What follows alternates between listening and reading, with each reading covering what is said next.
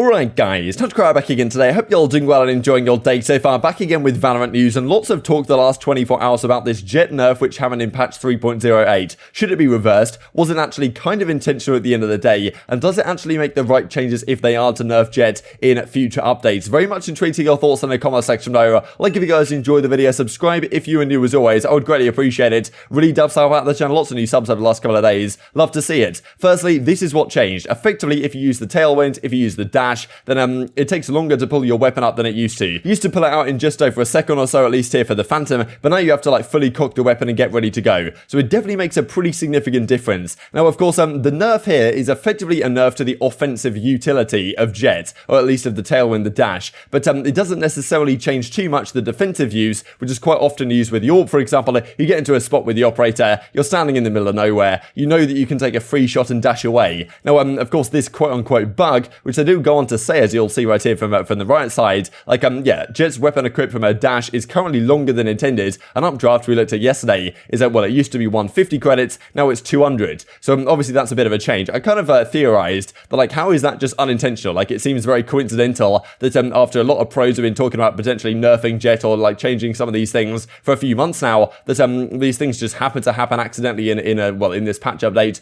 3.08. I would imagine that maybe this stuff was in the works and accidentally got pushed live. These are bugs not severe enough to risk a patch redeploy, so it's possible a fix won't go out until patch 3.09. This is quite surprising, really. Like, I think these changes are relatively significant. It's not like completely game breaking, but these changes are relatively big, right? At the end of the day, updraft costing more, also the change from the dash, right? That does definitely change things to a degree. Like, it is kind of a surprise that Riot are like, yeah, it's not really a big deal, like, just get on with it, right? Maybe they're thinking, okay, let's just give us a few days here to gauge feedback and see how things go, and then we can actually decide what we want to do with Jett in the future updates, whether we do reverse it or whether we change something else. Of course, a fair bit of talk about the possibility of, like, this change actually staying in here, as Asuna says, so sad for our Jett mains, right? Like, people, you know, it's like, oh, the poor Jett players that have to use this nerfed version of Jett. That's still, of course, very good indeed, but not quite as good as it was before. A lot of the pro players are actually very keen to keep this the way it is with the current nerf. As Hiko says, making 5k Twitter accounts for this to, well, ask kind of thieves Esports to ask Riot to keep the Jett nerf in play. We also get this from TenZ yesterday. Honestly, if they leave Jett this way, I don't mind. Seems like a decent nerf to a character who is picked almost all the time, which is very true. Like, Jett is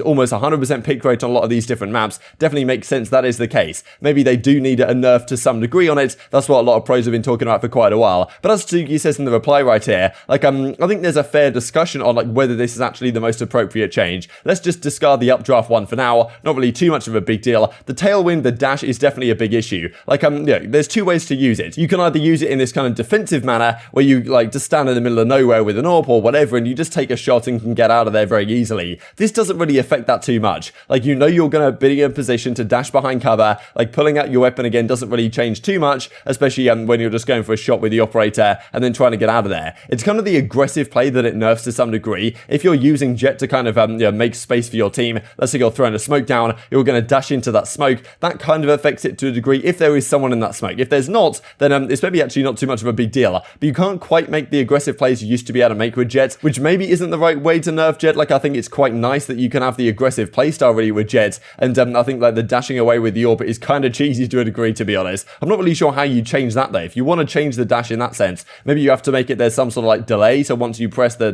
button to dash, you have to wait, like, I don't know, like 0.25 of a second or something before you actually execute it. That would then give the opponents enough time to take you down if you were going to try the operator dash strat out of there. I'm not really sure, but they could change it in a few different ways here. I'm sure maybe they're gauging their feedback, but a lot of pros seem pretty happy with how it is at the present time. As FaZe babybay says in the reply, I agree with TenZ on this issue, so yeah, pretty happy really to keep Jett as it is after this update. Wanted to finish off with a couple of things. This firstly from Mindfreak, pausing their Valorant division, allowing all their players full freedom to explore other rosters and organizations, so effectively benching and, well, pausing their roster composition going forward. Fully intend to return to Valorant, but not necessarily the situation right now on the Mindfreak side in the APAC region. Wanted to mention this also as well, because the resuming of the Valorant Last Chance qualifier for North America is coinciding with the PGL Major, finally a major in Counter-Strike for the first time in many a year at this point. So as it was pointed out right here, 41.7% of the Star Ladder Major attendees back in, like, Berlin 2019 have re-qualified, so only 41.7%. But it's interesting to see that a lot of them, like a significant portion, have now switched to Valorant. If you scroll down right here, like, a lot of them re-qualified with the same organization. Some of them have, well, actually continues to re-qualify with a different organization. Device, for example, for Ninjas in Pajamas. That's kind of a crazy one. But you scroll down right here, not qualified, some of these individuals. Some of them, of course, have since retired. But we then get this, switch to Valorant. The list is somewhat less than maybe I expected. Nitro, ShahZaM, Sick, Ethan, Angel, and NBK, Lowell, Nuki,